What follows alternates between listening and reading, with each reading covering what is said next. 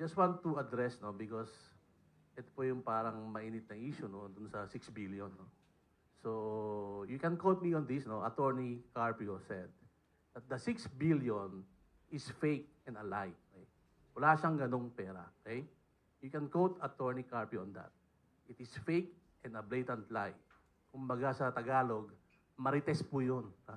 Marites lang, chismis. Okay? Dahil ang ginawa po ng AMLA, kung babalikan niyo po, sinasabi na transaction value. Di ba?